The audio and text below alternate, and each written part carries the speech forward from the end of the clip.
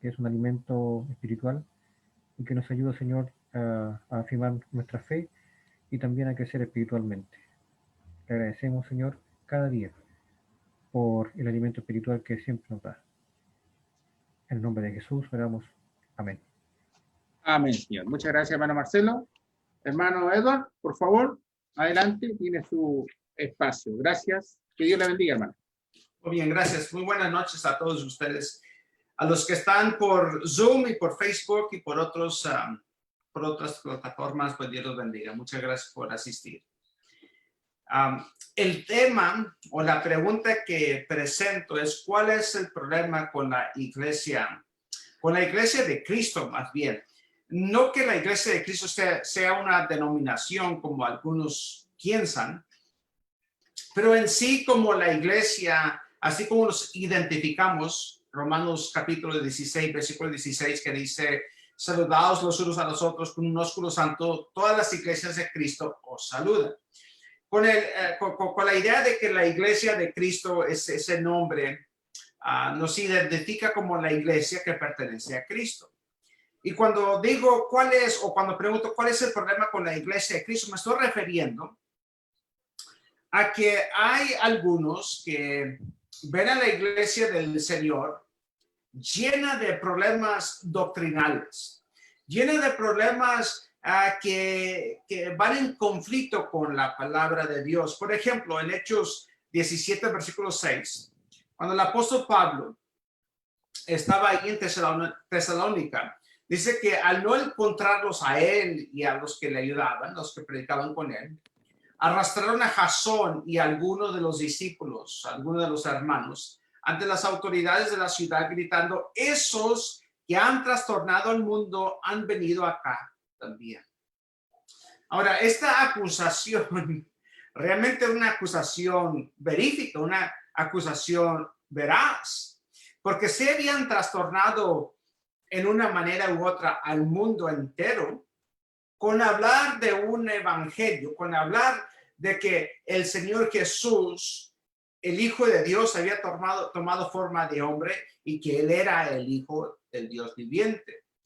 Y que había muerto en la cruz y que había resucitado el tercer día. En ese sentido, sí es cierto que habían turbado al mundo, que habían, como dice aquí, trastornado al mundo entero.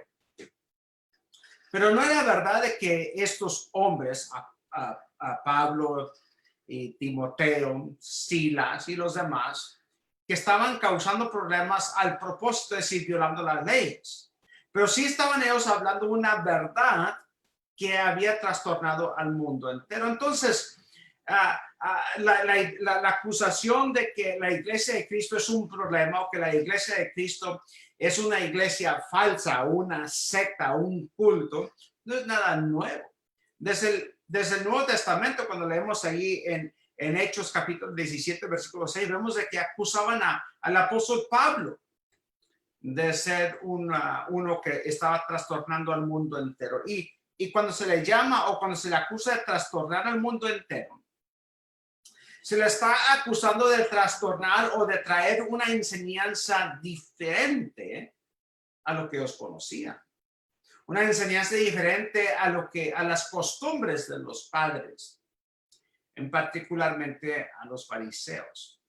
La razón que les presento este estudio esta noche es porque un pastor bautista de habla inglés, por varios años ha circulado un documento que se llama Preguntas de sentido común que un predicador de la Iglesia de Cristo no puede contestar claramente. Es un pastor de una iglesia bautista que se llama Solid Rock Baptist Church. Y hace él, creo que 13 preguntas o 13 acusaciones, más bien preguntas, que según la Iglesia de Cristo no puede contestar. Por ejemplo, la primera que hace es que según la historia de la Iglesia de Cristo, Dios utilizó hombres para restaurar la Iglesia del Nuevo Testamento en los principios de los 1800. Si es así, entonces, ¿en dónde estaba la Iglesia del Nuevo Testamento antes de los 1800? Pues la verdad es de que el Señor Jesucristo dijo en Mateo 16 que la iglesia iba a ser establecida, que se le iba a dar las llaves del reino al apóstol Pedro y que ni las puertas heladas podrían prevalecer contra la iglesia. Entonces la iglesia ha existido desde que Cristo la estableció, o desde Hechos capítulo 2. Y en los 1800, cuando la iglesia se restauró, como dicen algunos historiadores, la iglesia no había desaparecido. Otra pregunta que él hace es que si un anciano de la iglesia de Cristo no quiere bautizarme, entonces estaré perdido hasta que me encuentre con un anciano de la iglesia de Cristo. Pues otra vez, son preguntas necias, preguntas tontas, porque sabemos de que según el evangelio no importa quién nos bautiza, sino lo que importa es quién es bautizado, es decir, la actitud de la persona que está recibiendo el bautismo. Otra pregunta que hace, que está enumerada como número 3, es que si la plomería, la tubería del bautisterio está rota y no hay agua, entonces, ¿qué hacemos con la salvación de aquella persona que ha confesado al Señor Jesús y ha pedido el bautismo? Están perdidos hasta que llegue un plomero. La respuesta a preguntas hipotéticas, es de que hay muchas respuestas. Si esto llega a suceder, entonces encontraremos nosotros una manera de cómo solucionarlo. Entonces, respuestas a preguntas hipotéticas son tan necias como las preguntas en sí. Y por eso a mí me ha nacido de presentarle esta lección a usted. Dice en Hechos capítulo 17, versículo 18, también discutían con él algunos de los filósofos epicureos y estoicos, y algunos decían, ¿qué quiere decir este palabreo que están hablando los apóstoles? Parece ser un predicador de divinidades extrañas, y decían otros, porque les predicaba o les anunciaba el evangelio de Jesús y la resurrección. Y para ellos, cuando Pablo hablaba de la resurrección del Señor Jesús entre los muertos, se les hacía algo raro, algo extraño, algo quizás hasta ridículo y tonto. Porque lo único que estas personas epicureas conocían y los estoicos conocían, era que cuando uno muere, pues es como un perro, está muerto. Como cualquier animal muerto, ya no hay una vida más allá. Entonces llega Pablo y les anuncia de Jesús y la resurrección, y para ellos se le hacía algo raro, algo ridículo.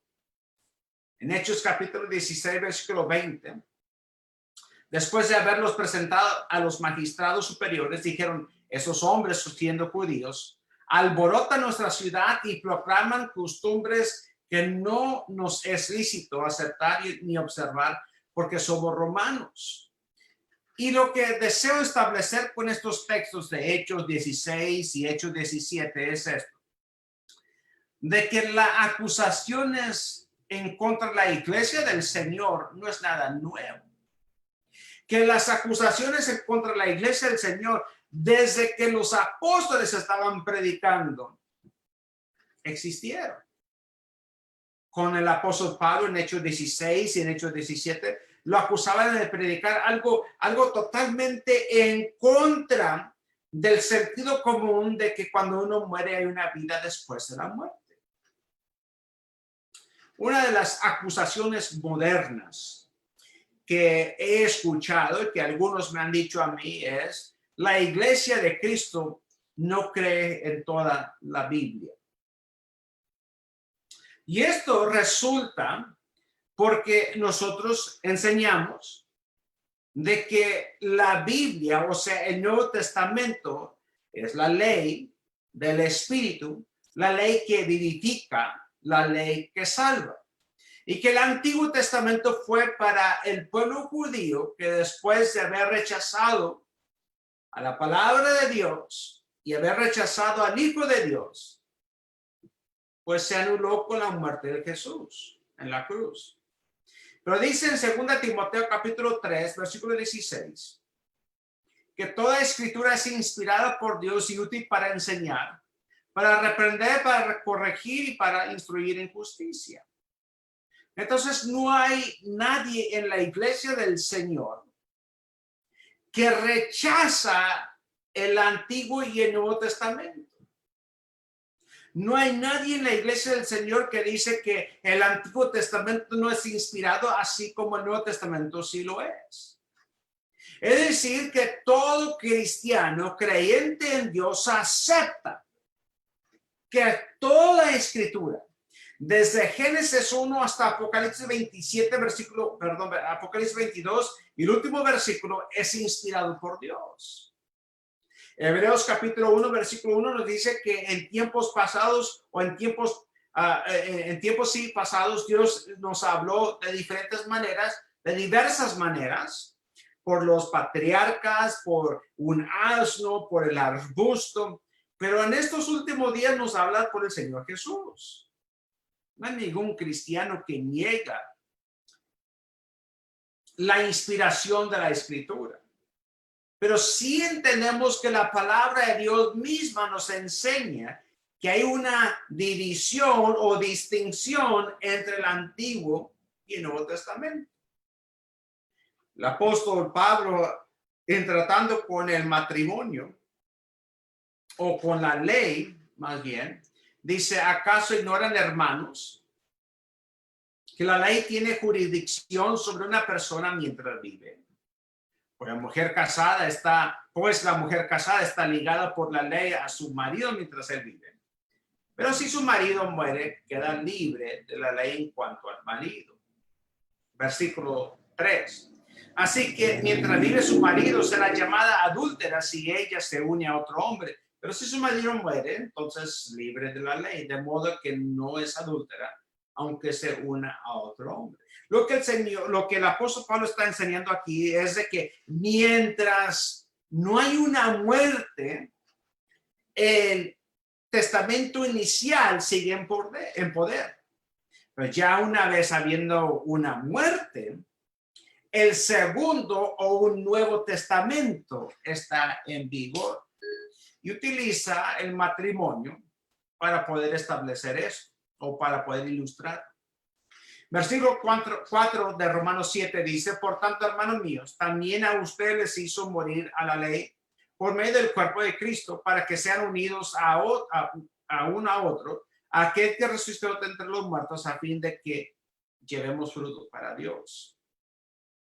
En Efesios capítulo 2 y versículo 15.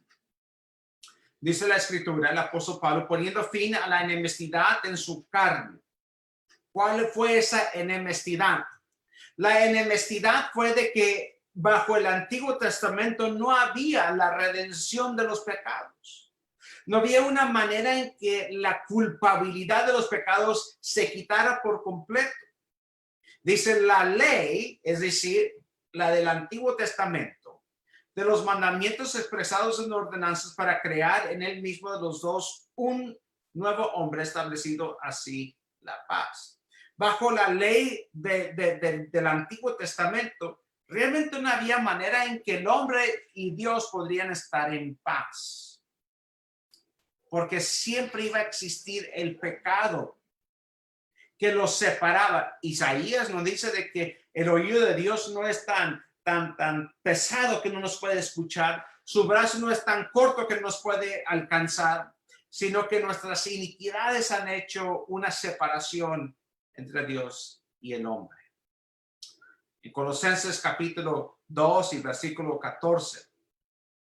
Colosenses capítulo 2 y versículo 14 dice, habiendo cancelado el documento de deuda que consistía en decretos contra nosotros y que nos era adverso, y lo ha quitado del medio, clavándolo en la cruz. Entonces aquí el apóstol Pablo les habla a los hermanos de Colosa y les dice de que Dios, por medio de la muerte de Jesús, quitó o canceló el documento de deuda que consistía en decretos contra nosotros, el Antiguo Testamento. Y ahora tenemos nosotros el Nuevo Testamento. El Antiguo Testamento era, según Colosenses 2:14, una ley adversa, una ley que no que no era para nosotros, o sea, que no nos beneficiaba. Es decir, si yo le presto a usted plata, supongamos que le preste a usted 1,000 pesos y que usted y yo tengamos el acuerdo que en 30 días me va a pagar esa plata que le he prestado. Y al llegarse a los 30 días, yo voy y lo busco y le digo, oye, me debes 1,000 pesos. Y usted me dice, es que no los puedo pagar, no tengo suficiente plata, etcétera, etcétera, cualquier excusa. Yo le digo a usted, no se preocupe. Lo que yo voy a hacer es, lo voy a quitar de que se preocupe de esa plata que me debe. Pero sí, cada 30 días le voy a recordar que me debe esos 1,000 pesos. O sea, ¿qué paz va a experienciar el deudor cuando cada mes le están recordando, me debes 1,000 pesos?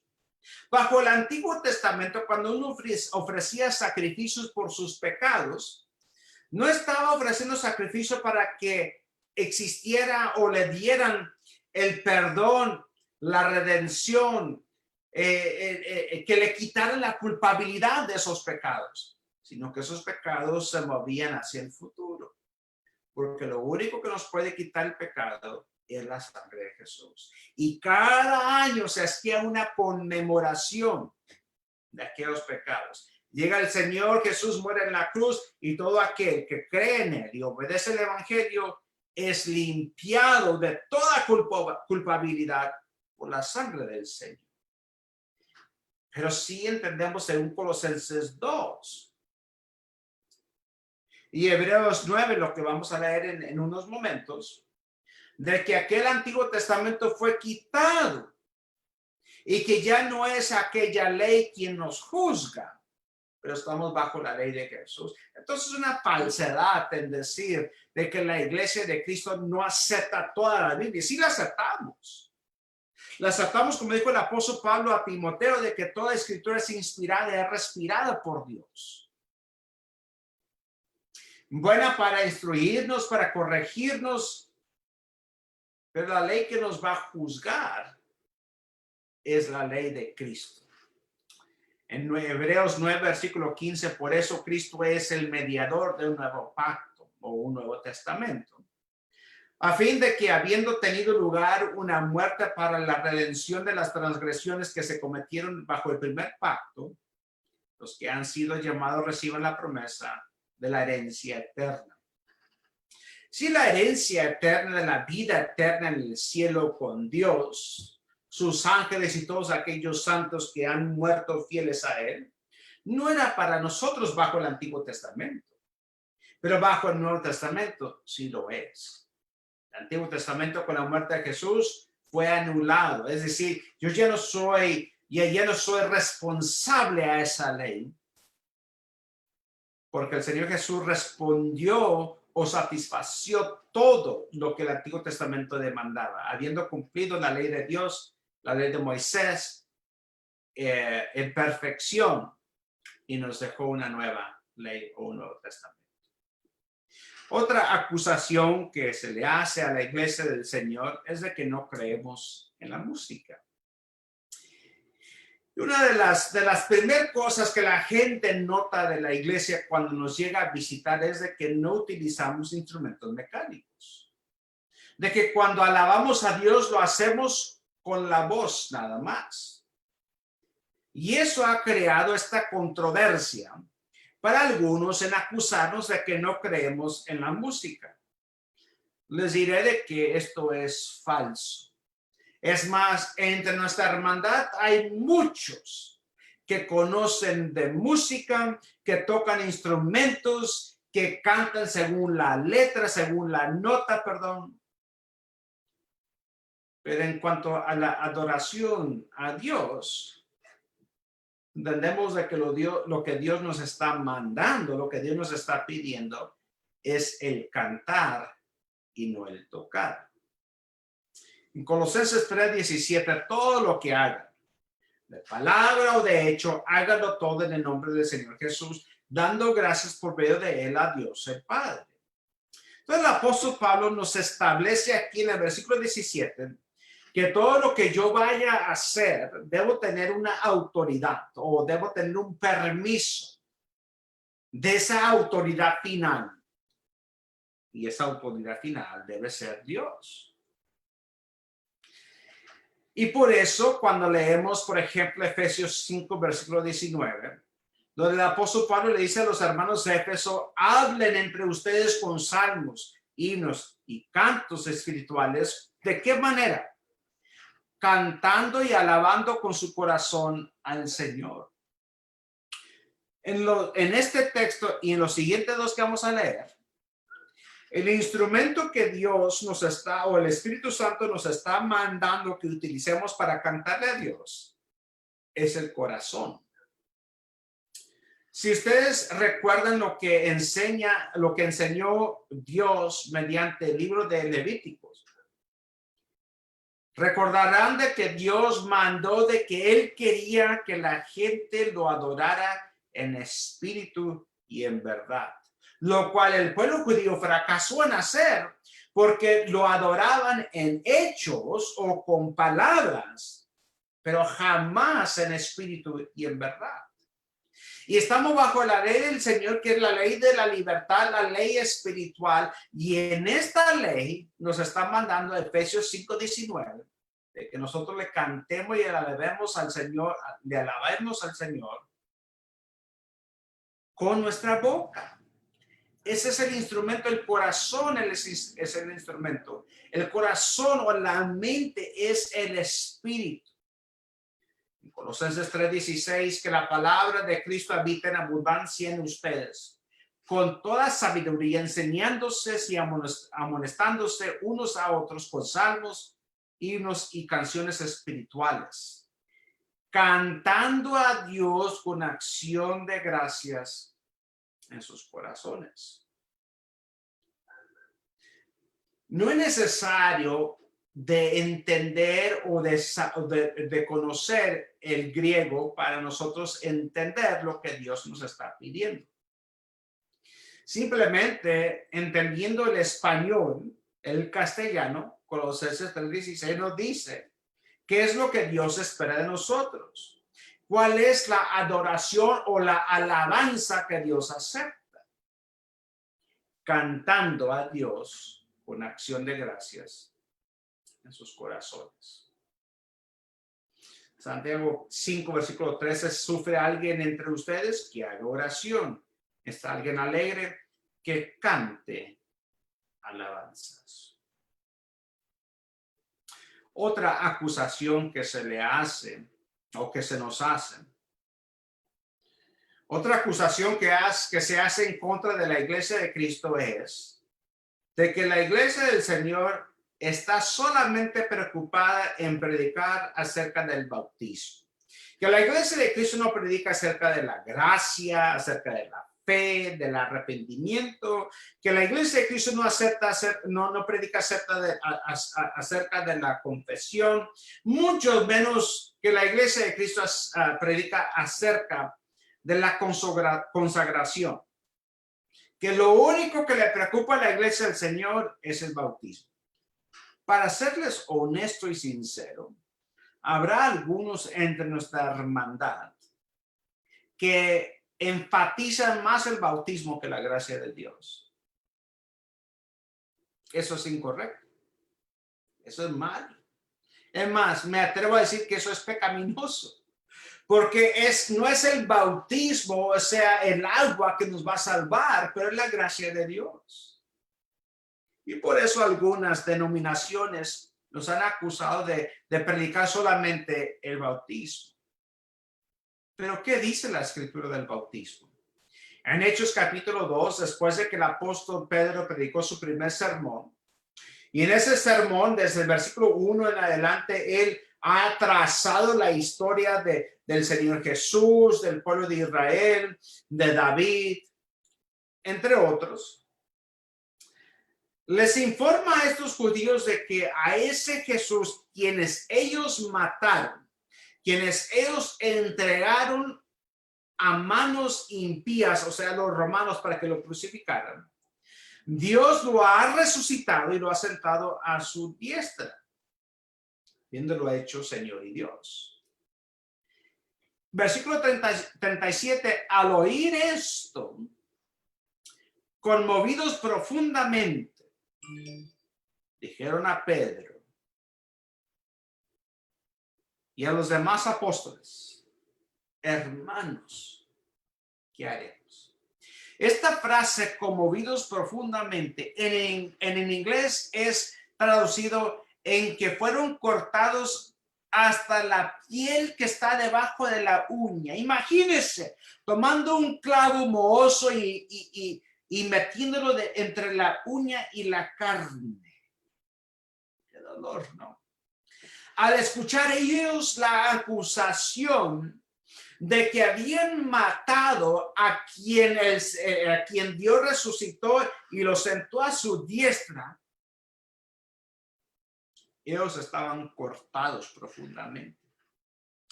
Y eso los promovió a preguntar: hermanos, ¿qué haremos? Entonces Pedro les dijo: deben arrepentirse y ser bautizados cada uno de ustedes en el nombre de Jesucristo. ¿Para qué? Para el perdón de sus pecados. Y recibirán el don del Espíritu Santo. Me quiero enfocar en tres partes o en tres porciones de este versículo.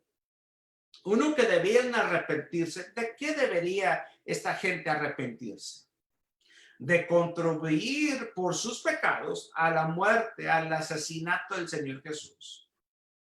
Dos, para mostrar ese arrepentimiento deberían ser bautizados. Y una vez que ellos mostraran su arrepentimiento y el bautismo, en nombre de Jesucristo, iban a recibir el perdón de sus pecados.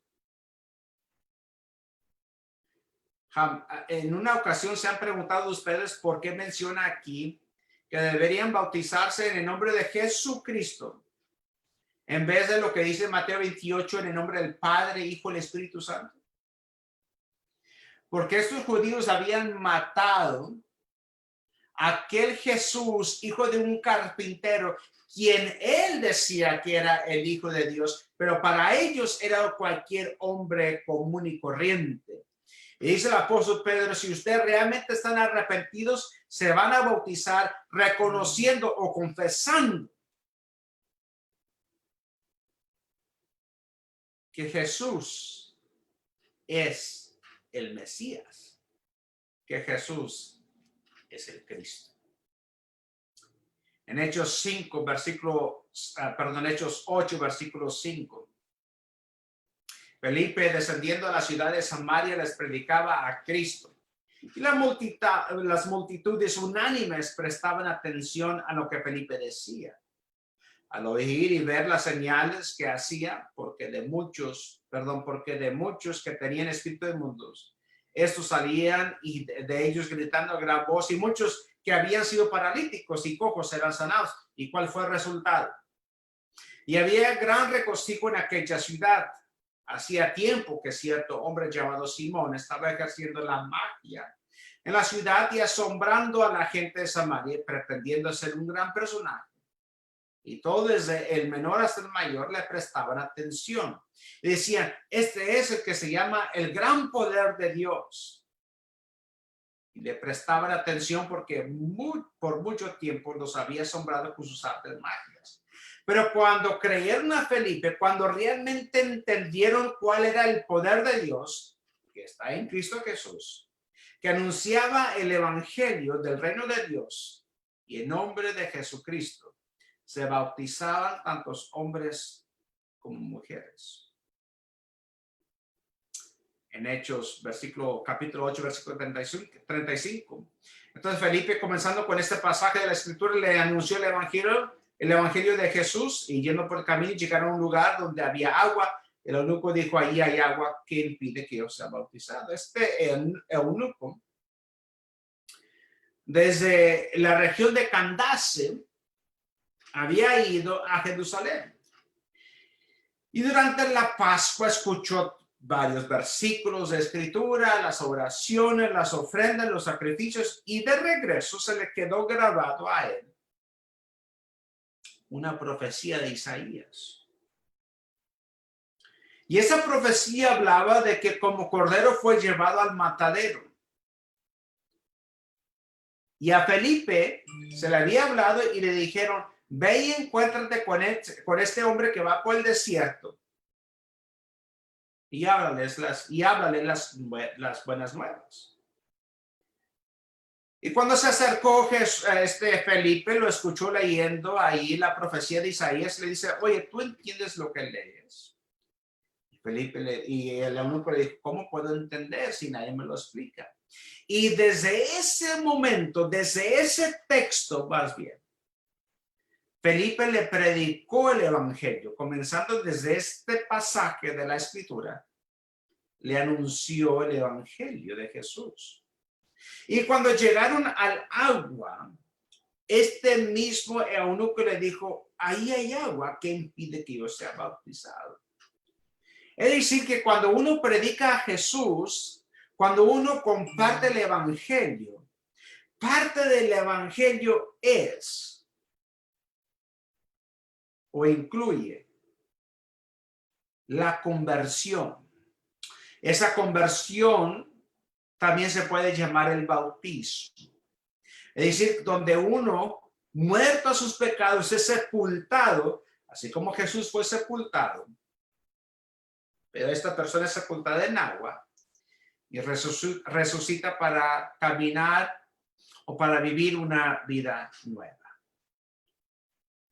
El apóstol Pedro dijo en 1 Pedro 3, versículo 21, y correspondiendo a esto, el bautismo ahora los salva a ustedes, no quitando la suciedad de la carne, sino como una petición a Dios de una buena conciencia mediante la resurrección de Jesucristo. Entonces, cuando se nos acusa a la iglesia del Señor de que nada más nos preocupamos por el bautismo, digamos que eso es falso. Pero ¿por qué predicamos el bautismo? Por la misma razón que predicamos el arrepentimiento, la confesión, la fe y el evangelio.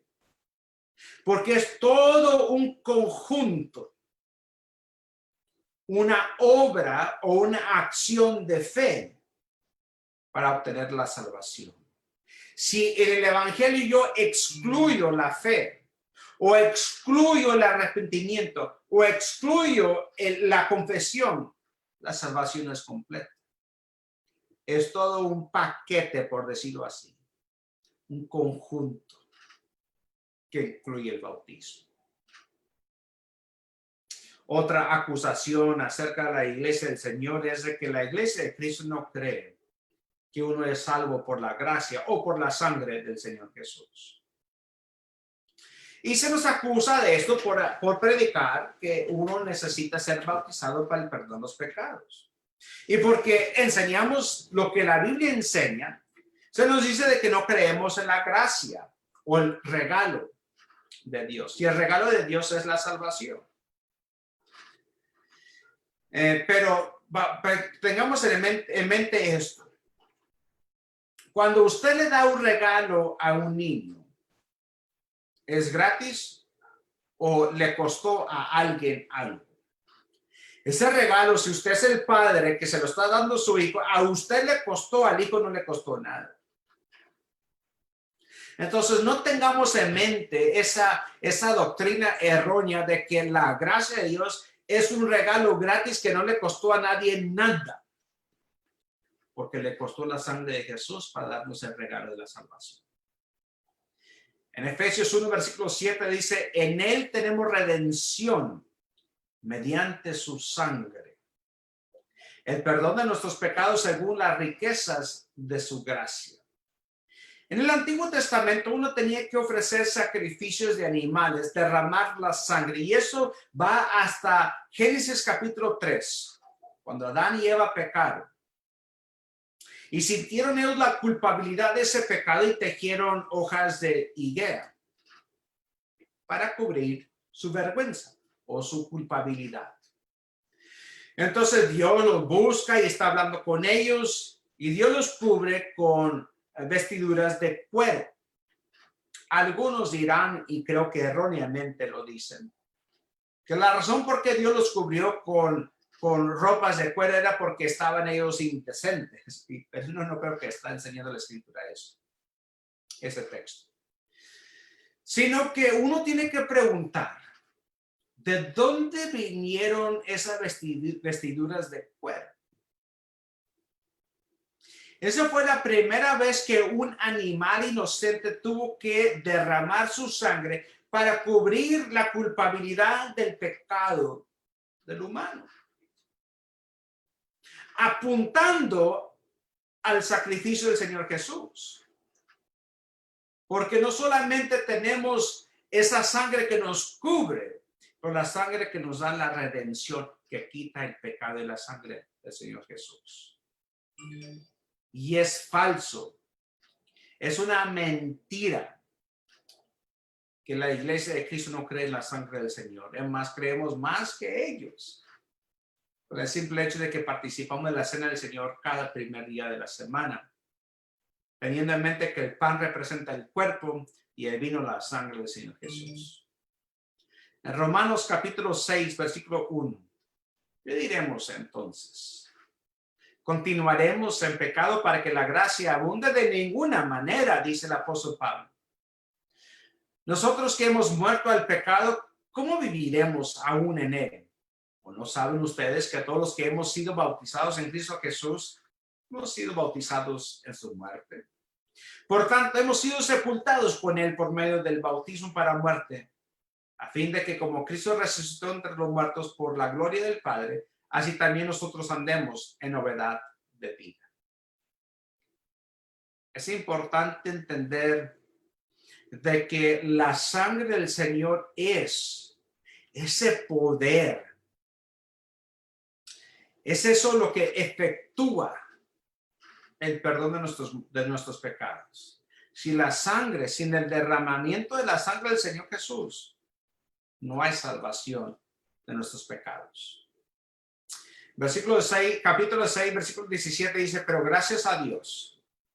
Romanos 6, 17, pero gracias a Dios, que aunque ustedes eran esclavos del pecado, se hicieron obedientes de corazón a aquella forma de doctrina a la que fueron entregados, y habiendo sido libertados del pecado, ustedes se han hecho siervos de la justicia. Entonces, por medio de la sangre del Señor Jesús, somos salvos. Y es una falsedad en acusarnos de que no creemos en el poder de la sangre del Señor Jesús. Y otra acusación que se nos hace, a la iglesia del Señor, y la última de la cual vamos a hablar esta noche, es esta idea de que la iglesia de Cristo cree que somos únicos. ¿A usted se le ha hecho esta pregunta? ¿Ustedes creen que son los únicos que van a ir al cielo?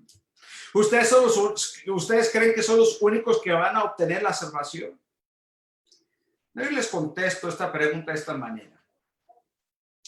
En el infierno habrán muchos cristianos. Claro.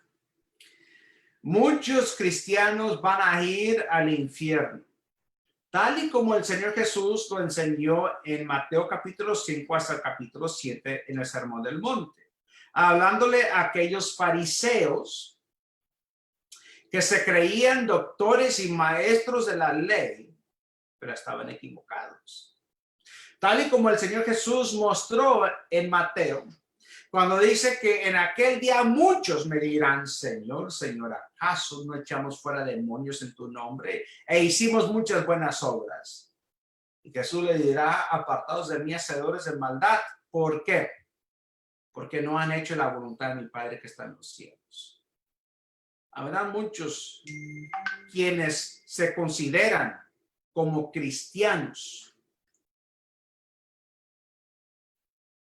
y estarán eternamente en el infierno. Entonces, no, la iglesia de Cristo no cree que son los únicos, o sea, no creemos que somos los únicos por una dogma, un culto, una creencia humana. Pero que la Biblia enseña es de que la Biblia es inspirada por Dios en su totalidad. Y todo aquel que se opone a la palabra de Dios está en contra de ella. Y todo aquel que se opone a la palabra de Dios es culpable de violar la palabra o violar la ley de Dios. Y el que viola la ley de Dios es un transgresor de la ley. Y todo transgresor no arrepentido merece la destrucción. En Juan capítulo 12, 48 dice, el que me rechaza y no recibe mis palabras tiene quien lo juzgue. La palabra que he hablado, esa lo juzgará en el día final. Entonces le he presentado con algunas acusaciones en contra de la iglesia del Señor. Y les amonesto a que no nos preocupemos con lo que dice el mundo. Que lo que yo tengo como responsabilidad individual es de leer y escudriñar la Escritura para saber y estar convencido de que lo que yo creo es la verdad. Y si no es la verdad, hay que cambiar la manera en que creo. Muchas gracias por su atención y ahí termino. Bien, mi hermano, muchas gracias por el mensaje. Siempre vamos a encontrar individuos o personas que van a tratar de desacreditar la iglesia del Señor, ¿no? Por lo tanto, debemos